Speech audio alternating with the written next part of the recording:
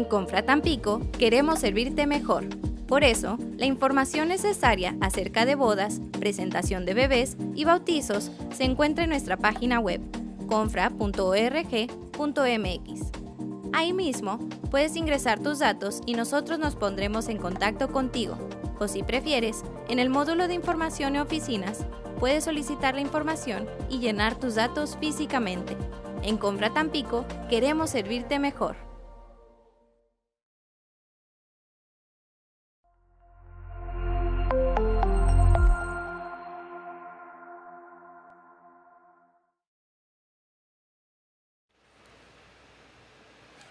¿Qué tal? Muy buenas tardes a todos ustedes. Espero estén bendecidos. El día de hoy vamos a estudiar la palabra de Dios en el capítulo 9 del verso 1 al 13 del Evangelio de Mateo. El tema lo hemos titulado Llamados a Libertad. Repito y subrayo, el tema que vamos a estudiar se llama Llamados a Libertad, donde el Señor Jesús nos enseña tres cosas muy importantes en este pasaje que debemos de tomar en cuenta. Como punto número uno, ¿qué debemos dejar de hacer o abandonar en nuestras vidas para seguir a Cristo con fidelidad y tener una relación cercana con Él? Como segundo punto, ¿cómo muchas veces nosotros catalogamos a personas según las apariencias y medimos de acuerdo a nuestra propia justicia si merecen el amor de Dios o no? Y como tercer punto, y también muy importante, aprenderemos lo que significa la frase misericordia quiero y no sacrificios. ¿Qué les parece si leemos nuestro pasaje central y después oramos para que el Señor haga una obra de transformación en nuestra vida? Vamos a nuestro pasaje central, Mateo capítulo 9, verso 9, dice así la palabra de Dios. Pasando Jesús de allí, vio a un hombre llamado Mateo, que estaba sentado al banco de los tributos públicos, y le dijo: sígueme. Y se levantó y le siguió. Y aconteció que estando él sentado a la mesa en la casa, he aquí que muchos publicanos y pecadores que habían venido se sentaron juntamente a la mesa con Jesús y sus discípulos. Cuando vieron eso, los fariseos dijeron a los discípulos: ¿por qué come su maestro con publicanos y pecadores? Al oír esto, Jesús les dijo: los sanos no tienen necesidad de médico, sino los enfermos.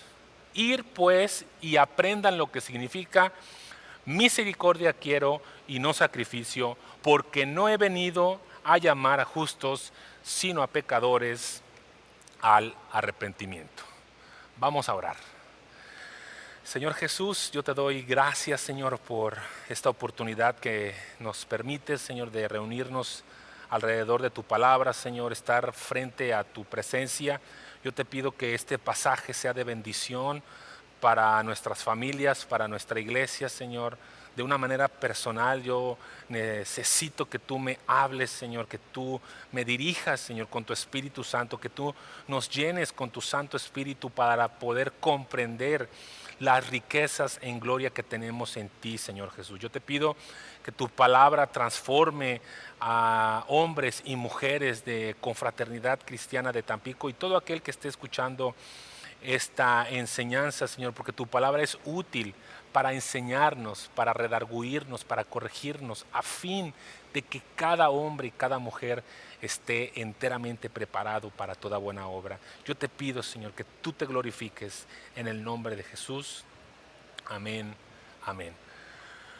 Uno de los foros en donde muchas personas pueden opinar y argumentar es en la vida política y en la vida pública de los funcionarios que trabajan en el gobierno.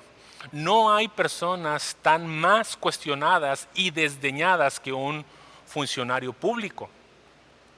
Y por el lado contrario, pueden ser las personas más veneradas y más admiradas, como si fueran artistas del séptimo arte. Hemos visto durante sexenios a personajes que se levantan y que se caen en medio de una sociedad que por sí misma es insostenible.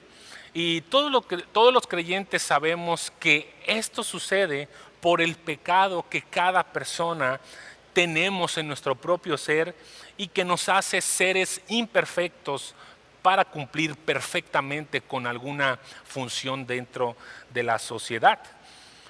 Este tipo de personas que estamos nosotros, que vamos a estudiar, personas imperfectas, personas que fallaban moralmente, era la vida de Mateo, que de acuerdo a los evangelios era el recaudador de impuestos. Y lo mismo sucede con nosotros. ¿Quién es suficiente para cumplir perfectamente con alguna tarea o con una función?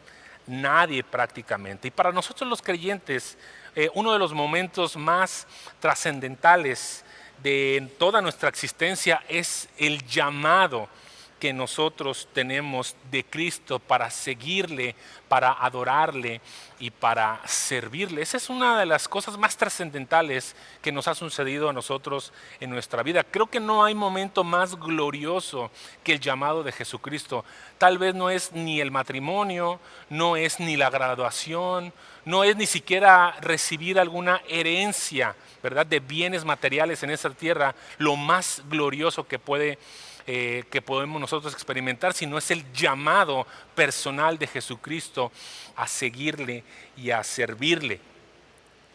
Y el Señor Jesús, cuando llega a los corazones de personas tan malvadas como la vida de Mateo, como la mía y como de muchas personas, sucede algo extraordinario. Mira cómo fue y quién era este hombre despreciable, Mateo, el recaudador de impuestos. Volvamos a nuestro pasaje central, Mateo 9, versículo 9, dice: pasando Jesús de allí, vio a un hombre llamado Mateo que estaba sentado al banco de los tributos públicos y le dijo: sígueme. Y se levantó y le siguió. El nombre de Mateo significa Jehová da un regalo, o don de Jehová, o regalo de Dios. Es lo que significa el nombre de Mateo. Y en otras listas, en otros evangelios sinópticos, se le conoce como Leví el publicano, ¿sí? Muy probablemente el nombre de Mateo fue algún apodo, obviamente un apodo que le puso el Señor Jesús ya cuando estaba con él ministrando junto con el Señor Jesús, que era muy común que el Señor Jesús pusiera apodos o sobrenombres a sus amigos, a sus discípulos, a sus apóstoles. ¿Quién era un publicano?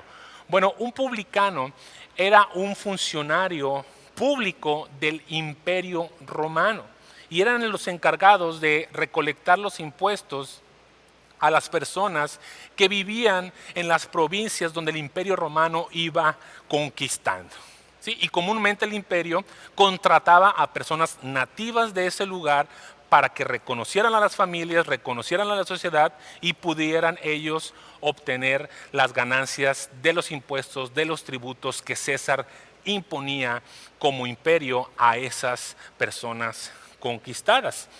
Entonces un publicano recibía la orden de Roma de cobrar cierta cantidad, pero Roma, por el mismo sistema de recaudación fiscal y aduanal, les permitía a esas mismas personas cobrar un excedente, cobrar una cuota de más, y ese excedente se lo quedaban ellos y entregaban la cantidad que Roma les estaba pidiendo. Y entonces se enriquecían ilícita e inmoralmente, y eran personas despreciables para la sociedad. Bueno, eran personas de tan mala reputación que el mismo Señor Jesús los pone al mismo nivel de la prostitución. O sea, un defraudador fiscal, un corrupto y un ladrón siendo funcionario público es lo mismo que la depravación sexual. Y esto mismo se lo dijo a los fariseos en el capítulo 21, cuando les reprocha y les dice: los publicanos, como Mateo, los publicanos y las prostitutas van delante de ustedes hacia el reino de los cielos. Y con esta afirmación yo te hago una pregunta: ¿puede un corrupto político entrar al reino de los cielos? Respuesta: sí, sí puede entrar. ¿Puede acaso el político mexicano que más rechazas o que más odias puede conocer a Cristo para vida eterna?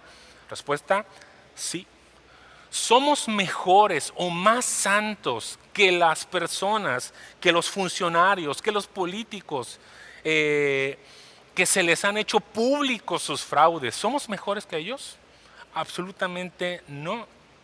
¿Cómo fue tu reacción cuando el Señor Jesús te encontró y te salvó? Checa lo que hizo Mateo en el verso 10. Dice, y aconteció que estando él sentado a la mesa en la casa, o sea, Cristo sentado en la casa de Mateo, he aquí muchos publicanos y pecadores que habían venido, se sentaron juntamente con Jesús y con sus discípulos. Mateo, Leví, el recaudador de impuestos, de alegría hizo una comida con sus amigos. Hizo evangelismo práctico. Citó a sus colegas, a sus compañeros de oficina, a sus compañeros de función pública y organizó una viña o un grupo de conexión, por así decirlo, nada más ni nada menos con el Señor Jesús en su propia casa. En este pasaje paralelo, en Lucas capítulo 5, verso 29, Lucas registra este acontecimiento de la siguiente manera y dice, y Leví le hizo gran banquete en su casa y había mucha compañía de publicanos y de otros que estaban sentados con ellos. Cuando tú tienes un encuentro real, vivo y dinámico con Dios, hay una transformación dentro de tus afectos, dentro de tus emociones, dentro de tus sentimientos. Tus pensamientos, tus ideas empiezan a ser regeneradas. Y uno de los puntos trascendentales para saber si tenemos una relación correcta, genuina y fiel con Dios es el deseo de dar a conocer a los demás que Dios te ha salvado. Esas son palabras naturales que salen de cualquier hombre, de cualquier mujer que ha sido salvada. Quiere darlo a conocer a sus amigos, a su familia, a la sociedad, y hace lo que sea para que conozcan a Dios, el que los salvó. Y nosotros podemos tomar en cuenta lo que Mateo Leví hizo con sus amigos, y lo debemos de considerar. Invita a un amigo. Invita a un compañero de trabajo. Puedes invitar a un familiar distante que no tienes mucha comunicación. Invítalo a tu casa. No necesariamente tiene que ser una lección oficial de la iglesia. Puede ser algo informal, pero que sea algo intencional, ¿sí? Hacer evangelismo intencional. Podemos nosotros presentarles al médico que tiene la cura para la enfermedad. Nosotros podemos presentarles al Señor Jesús para la salvación de sus almas. Eso lo podemos nosotros considerar. ¿Y qué significa la frase sentarse a la mesa con Jesús? Bueno, la frase sentarse a la mesa en este contexto judío significaba en esa época tener mucha intimidad con esa persona con la que estaba sentado a la mesa. Tener una relación cercana, íntima, familiar, afectiva. Los judíos no podían comer con cualquier otra persona que estaba fuera del pueblo de Dios porque se podían contaminar ceremonialmente y perdían la relación con Dios. Entonces ellos, los fariseos, los judíos, evitaban sentarse con personas pecadoras para no contaminarse. Y ahí estaba Jesús, el autor de la creación, el autor del mundo, el Señor de los cielos, sentado a la mesa con lo peor de la sociedad, con pecadores, con defraudadores, con ladrones, con engañadores. Ahí estaba Cristo junto con él. Y los fariseos lo observaban y lo criticaban.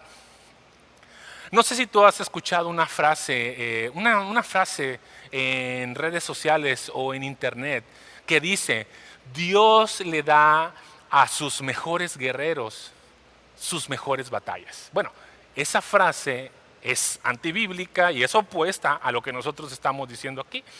Esta imagen podría decirse: el Señor Jesús elige a los peores candidatos como sus mejores servidores. Y ese era Mateo, el peor candidato para poder servir a Dios como un fiel servidor, tanto que pudo redactar este mismo evangelio que nosotros hemos estado estudiando. Considera, Dios elige a las peores personas para transformarlas y hacerlas sus mejores servidores. Mira lo que dice el apóstol Pablo en su primera carta a los Corintios, capítulo 1, verso 25 al 29. ¿A quiénes elige Dios? ¿A quiénes elige como Mateo y por qué los elige de esa manera? Mira lo que dice el verso 25. 1 Corintios 1, verso 25 dice: porque lo insensato de Dios es más sabio que los hombres, y lo débil de Dios es más fuerte que los hombres. Verso 26. Consideren, hermanos, su llamamiento. Mira, considera tu llamamiento. No muchos de ustedes son sabios según los criterios humanos, ni muchos de ustedes son los poderosos, ni muchos de ustedes los nobles, sino que Dios eligió lo necio del mundo para avergonzar a los sabios, y lo débil del mundo para avergonzar a lo que es fuerte. También Dios escogió lo vil del mundo y lo menospreciado y lo que no es, para deshacer lo que es, a fin de que nadie pueda jactarse en su presencia. Dios escoge lo vil, lo débil, lo menospreciado, lo que no es, para avergonzar a lo que se cree fuerte, a lo que se cree digno. Así es que si en tu vida pasada, tu estilo de vida anterior, antes de conocer a Jesús, tú fuiste y te consideras una persona vil, una persona débil, una persona despreciable por lo que hacías, como Mateo, que robaba, defraudaba y engañaba, siéntete contento, siéntete con el deseo, porque Dios anda buscando a personas que hayan vivido de esa manera para transformarlas, para poder servirle, para poder amarle y para poder conocerle para toda la eternidad. Y por el contrario, ¿cuáles son el tipo de personas que Dios detesta y que Dios aborrece?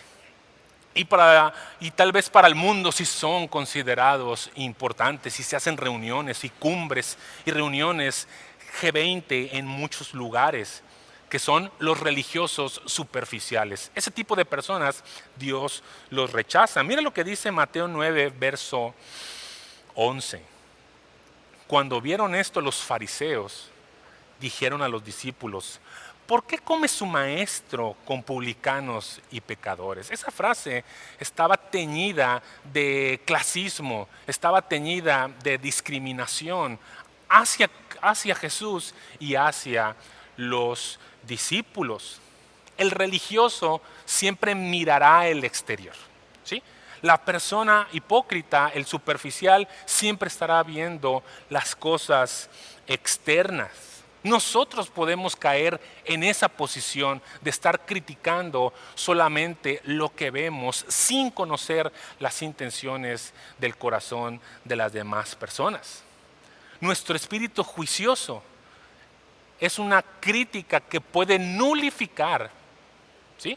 Que puede nulificar extender el reino de Dios a través de nuestras vidas. Si nosotros nos seguimos comportando como los fariseos, enjuiciando a las personas nada más por el exterior y con quién se juntan sin conocer las intenciones, nosotros estamos poniendo una muralla de crítica enfermiza que impide avanzar al reino de los cielos y que nulifica la obra de Dios en nuestra vida por nuestro mal corazón. El verso 12, fíjate cuál fue la respuesta del Señor Jesús a esa frase clasista y de discriminación. Al oír esto, Jesús les dijo: los sanos no tienen necesidad de médico, sino los enfermos. Y este es un proverbio hebreo, es parte de la sabiduría judía, y no les estaba dictaminando a los fariseos un diagnóstico físico ni espiritual de su persona. Él solamente lo está usando como una analogía, una comparación de lo que significa el pecado. El pecado está muy relacionado a la enfermedad y es por eso que puede él citar y decir que los sanos no tienen necesidad de médico. Aunque todos nosotros somos pecadores, no todos nos consideramos o no todas las personas se consideran a sí mismas como pecadores. De hecho, el religioso se autopercibe como una persona buena, ¿sí? Las personas que se dicen a sí mismas, yo soy bueno, son personas religiosas que se están autocatalogando y se autoperciben como personas que no hacen mal. El fariseo a sus propios ojos era una persona sana, mas el Señor irónicamente les está considerando justos sin serlo, ¿sí? Por cumplir la ley superficialmente. ¿Cómo lo sabemos? Sigamos leyendo. El verso 13 lo está reafirmando. Dice el verso 13, Mateo 9:13, ir pues y aprender lo que significa misericordia quiero y no sacrificio, porque no he venido a llamar a justos, sino a pecadores al arrepentimiento. Una y otra vez el Señor Jesús durante su ministerio les corrigió la plana a los doctores de la ley. Una y otra vez el Señor Jesús les estaba puntualizando qué era lo que hacían y qué no habían aprendido. Verdaderamente el Señor Jesús los exponía al ridículo en público, ¿sí? Por su falta de percepción del espíritu de la ley. ¿Cuál es el espíritu de la ley del cual Dios demanda que nosotros también cumplamos? Que es la justicia, la misericordia y la fe. Repito, el espíritu de la ley es la justicia, la misericordia y la fe. Los fariseos sabían la ley, pero no habían aprendido a aplicar la ley. Repito, los fariseos sabían intelectualmente la ley, pero no habían aprendido a aplicar la ley con justicia, con misericordia y con fe. Mira más adelante en Mateo 23, en este mismo evangelio, Mateo 23, verso 23, les dice a estos mismos fariseos: hay de ustedes, escribas y fariseos, hipócritas, porque diezman la menta, el eneldo y el comino, y dejan lo más importante de la ley, que es la justicia, la misericordia y la fe. Y enfatiza Cristo, y esto era necesario hacer. Estamos hablando de una obra, si es bueno hacer, diezmar todo lo que tengas, sin dejar de hacer aquello. Nosotros podemos llenarnos de obras superficiales, diezmar, porque es algo que se hace en el culto religioso, diezmar, pero por dentro tener otro corazón. Un comentarista bíblico ilustra uno de los ejemplos más comunes de esto. Un fariseo tenía una planta de menta, entonces agarraba una rama y arrancaba 1, 2, 3, 4, hasta la hoja número 9, y la hoja 10 decía, esta es para el Señor. Y así se iba con todas las hortalizas, con todas las frutas, las legumbres, todo, contar 9 y después apartar la 10ª, esta es para el Señor. Y después el comentarista dice, pero en su casa podía él, siendo religioso superficialmente, en su casa tratar mal a su esposa, humillarla, incluso despedirla, darle carta de divorcio porque la sopa estaba desabrida o estaba muy caliente o no le había gustado. Él, muy religioso, podía cumplir con el diezmo de cada planta, pero por dentro, en su hogar, despreciando a su esposa. Y eso era algo muy común que a los fariseos les sucedía. ¿Qué es lo más importante para Dios? Lo que aparentemente no se ve, pero Dios ve lo que hay dentro de nuestro corazón. Si nuestro corazón es justo, si nuestro corazón es misericordioso y si tenemos depositada la fe en Jesucristo, que se traduce en obras piadosas. Por contraparte, Si sigo actuando nada más para que me observen, para que me vean, para quedar bien con los demás, para agradar al hombre, seré como el siguiente tipo de persona que está describiendo Jesús en Mateo 23. Fíjate lo que dice en Mateo 23, 24. Puedo ser, dice, guías ciegos que cuelan el mosquito y se tragan el camello. Verso 25, hay de ustedes, escribas y fariseos, porque limpian lo de afuera del vaso y por dentro están llenos de, lo mismo que Mateo, robo y de injusticia. Y esto puede sucedernos poco a poco, sin darnos cuenta. Ya cuando estamos enjuiciando al hermano que actúa mal o que le va mal, ya estamos dictaminando sentencia y profecía sobre su vida sin saber los motivos por los cuales él ha caído verdaderamente o está fuera de la gracia de Dios. Pero aún así el Señor Jesús nos llama. Y mira el verso 13, Mateo 9, verso 13. Ir pues y aprender lo que significa misericordia quiero y no sacrificio. ¿Sí? Y la respuesta a esto de misericordia quiero y no sacrificio está en esa segunda parte de ese verso 13.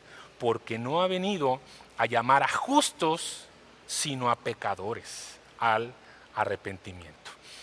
La palabra arrepentimiento en el griego ilustra a una persona que ha cambiado radicalmente 180 grados su pensamiento. Es un cambio de mente, es una renovación de nuestro entendimiento, es quitar los afectos naturales del pecado y colocar los afectos de Dios sobre nuestro corazón que está negro y depravado por nuestro pecado. ¿Cómo podemos nosotros practicar el arrepentimiento de una manera visible?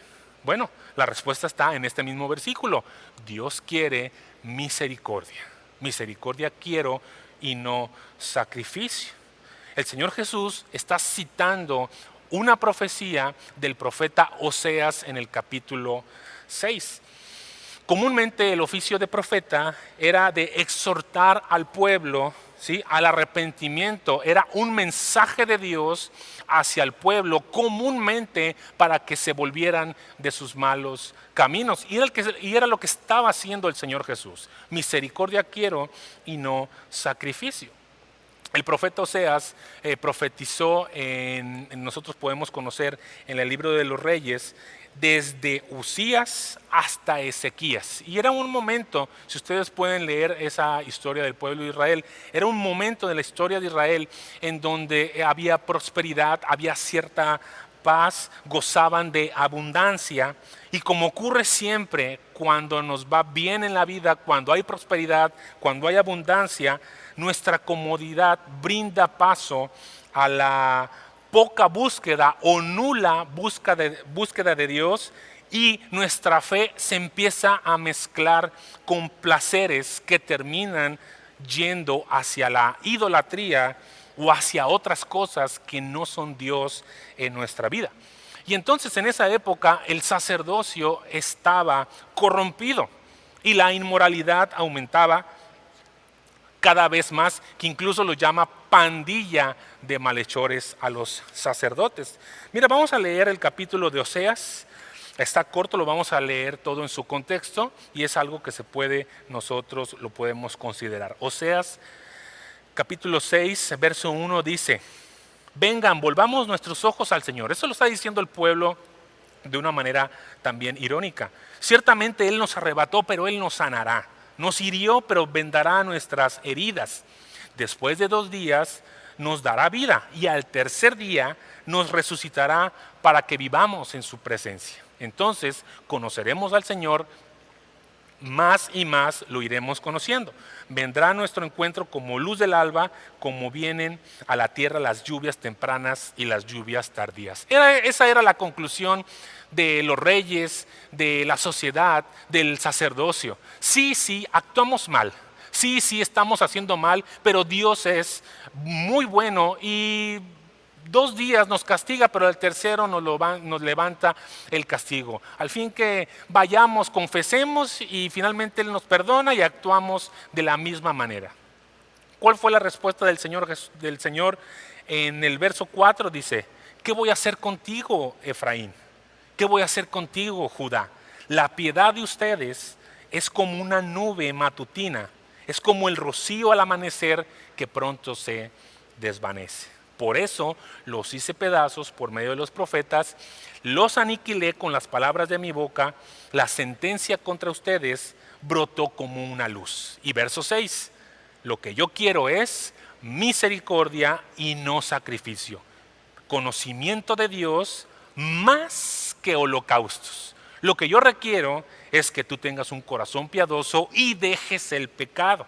No que me estés sacrificando animales ni diezmando la 10ª hojita de tus mentas, porque eso no lo quiero. Quiero que me conozcas, dice. Conocimiento de Dios. Conoce mi carácter, que soy justo y perdonador y amoroso, pero que también no tomo por inocente al culpable. Y el verso 7 dice, pero ellos, como antes Adán, no respetaron mi pacto, sino que pecaron contra mí.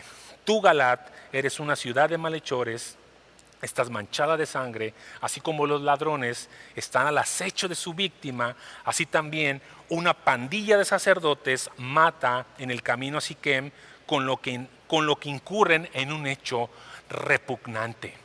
Actuar superficialmente, robar, defraudar, mentir, ser un depravado sexual es algo repugnante para Dios si lo estamos repitiendo, si estamos confesando y volvemos otra vez a esa vida. Eso Dios lo está reprobando. Y dice el verso 11, pero también para ti, Judá, tengo preparado un momento de la siega y esto lo haré cuando haga volver del cautiverio a mi pueblo. Conocemos la historia, el reino norteño es capturado por Asiria, es dispersado en las naciones y desapareció. El reino de sur, Judá y parte de la tribu de Efraín, es capturado por Babilonia y después de un tiempo estipulado, después de 70 años, es llevado a Babilonia y es liberado por profecía de Dios en este último versículo. La palabra misericordia en el hebreo es Gesed, que podemos tener en español muchos matices para poder nosotros dar a entender lo que significa misericordia, pero no hay la traducción más cercana en el español de misericordia es amor constante. Eso es lo que significa misericordia para un hebreo. El Salmo 103, verso 8 dice, misericordioso y clemente es Jehová, lento para la ira, pero grande en misericordia. Salmo 103, verso 8 dice, misericordioso y clemente es Jehová, lento para la ira y grande en misericordia. El profeta Oseas está haciendo una analogía del Gesed de Dios, de la misericordia de Dios con Israel dentro de un pacto, ¿sí? Dentro de una relación. ¿Qué demanda Dios de ti? ¿Qué demanda Dios de mí? ¿Qué demanda Dios de su iglesia? Que seamos misericordiosos. Solamente la misericordia se puede dar dentro de una relación. Es como padres e hijos.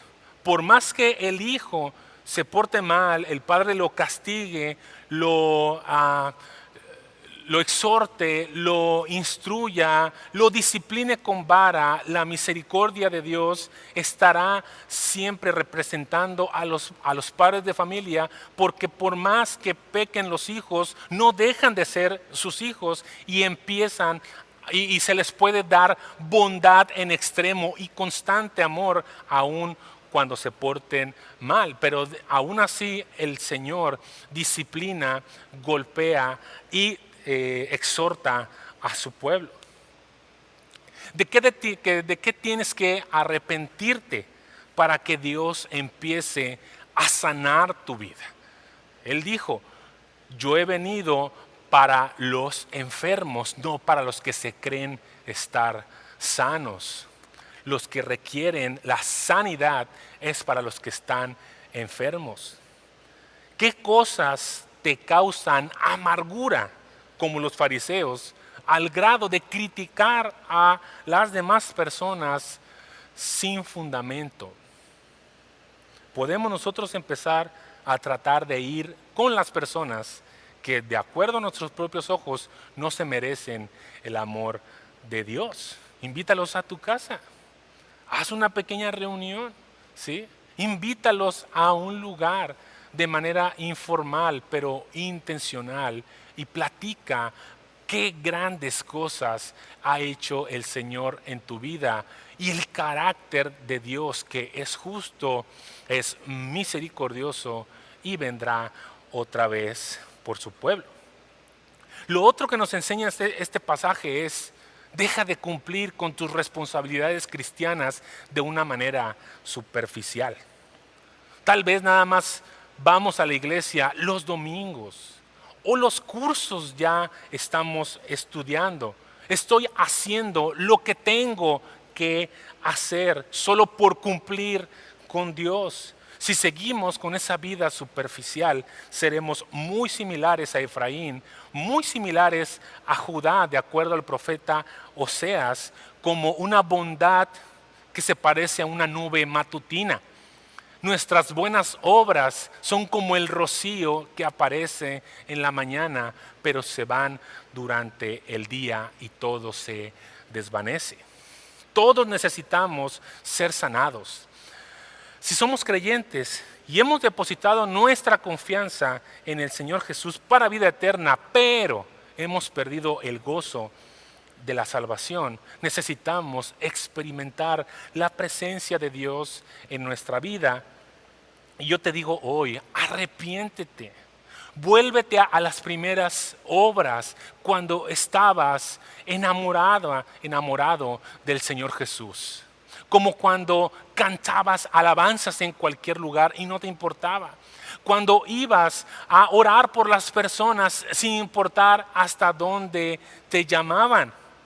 Cuando te juntabas con los hermanos y te hablabas por teléfono horas acerca de lo que Dios estaba haciendo en tu vida. Vuelve a esas primeras obras y arrepiéntete de tu cristianismo superficial y el Señor te puede dar el gozo otra vez de la salvación.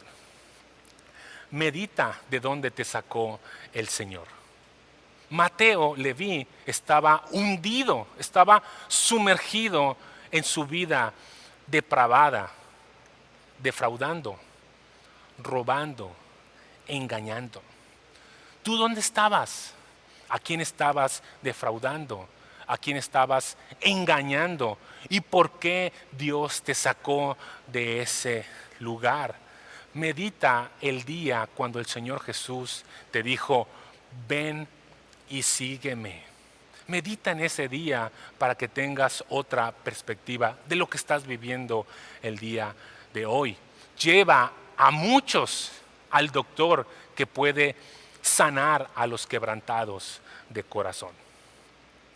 Pero si tú el día de hoy todavía no tienes una relación con el Señor Jesús para vida eterna y estás dudando si dar ese paso de fe que te impide tener una relación con Dios y que te separa de Dios eternamente por el pecado, o ya sea por la religión tradicional que está como una losa sobre de ti y no puedes abandonarlo, o por tus creencias filosóficas y mundanas y científicas que te han olvidado de la palabra de Dios, el día de hoy yo te digo que te arrepientas y que abraces la cruz.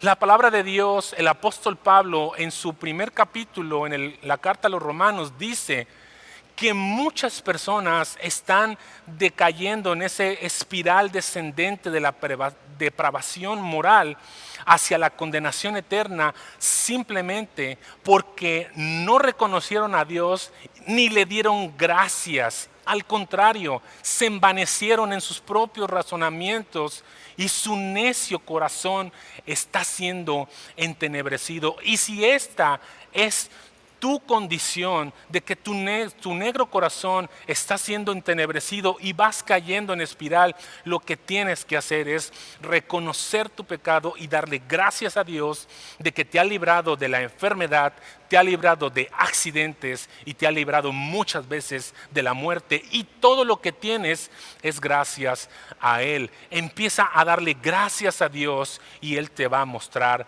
la voluntad que Él tiene para tu vida, que es que le sirvas, que le conozcas. No importa en dónde estabas tú sentado, ni lo que estabas haciendo. Mateo, Leví, estaba robando a su pueblo, y de una vez por todas, él se paró de ese banco para no volver jamás y servir a Dios, el Rey de Reyes y Señor de Señores. El Señor Jesús pagó por tus pecados en la cruz. El autor de la salvación, el autor de la creación, el hombre más santo del universo, la persona que más ha sido de influencia en la sociedad, el Dios hecho carne, hecho hombre, vino a convivir con lo peor de la sociedad, contigo y conmigo, para llevarnos a la eternidad. Subió a la cruz voluntariamente, derramó la sangre en esa cruz, le arrancaron la barba, le escupieron en la cara, lo desnudaron por completo, lo molieron por nuestros pecados, derramó toda la sangre en esa cruz y fue la obra perfecta para que tú y yo un día podamos verle cara a cara por toda la eternidad. Y todos aquellos que rechacen la obra de cruz están bajo condenación, porque esta es la condenación. Juan capítulo 3, que Jesús vino al mundo y era la luz del mundo, pero los hombres amaron más las tinieblas. ¿Qué significa tinieblas? Es el emblema del pecado.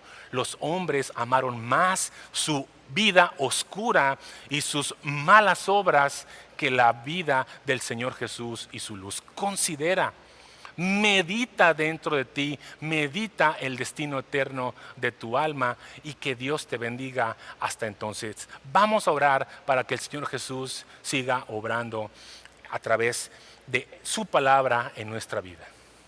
Señor Jesús, te damos gracias, Señor.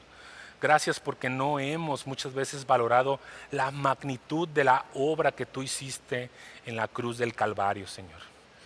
Yo te doy gracias, Señor, porque a través de este pasaje tú me recuerdas, nos recuerdas a tu iglesia, Señor, dónde estábamos, quiénes éramos, qué tipo de personas éramos, Señor. De acuerdo a nosotros mismos o al mundo éramos lo vil, lo débil, lo menospreciado, lo que no es, Señor.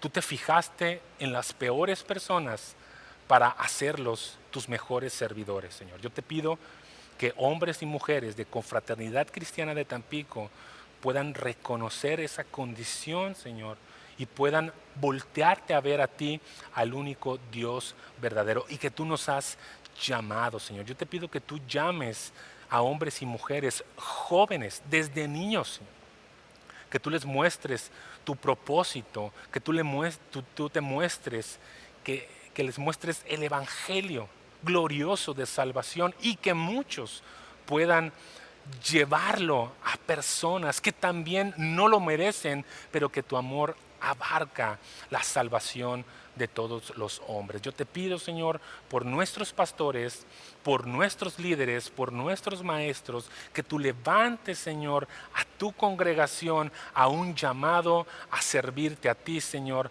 para tu gloria eterna. Yo te lo pido en el nombre de Jesús. Amén, amén. Muchas gracias y bendiciones hasta entonces.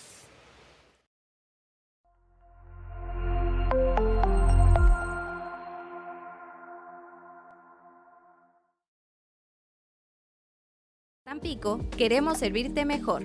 Por eso, la información necesaria acerca de bodas, presentación de bebés y bautizos se encuentra en nuestra página web, confra.org.mx. Ahí mismo puedes ingresar tus datos y nosotros nos pondremos en contacto contigo. O si prefieres, en el módulo de información y oficinas, puedes solicitar la información y llenar tus datos físicamente. En Confra Tampico queremos servirte mejor.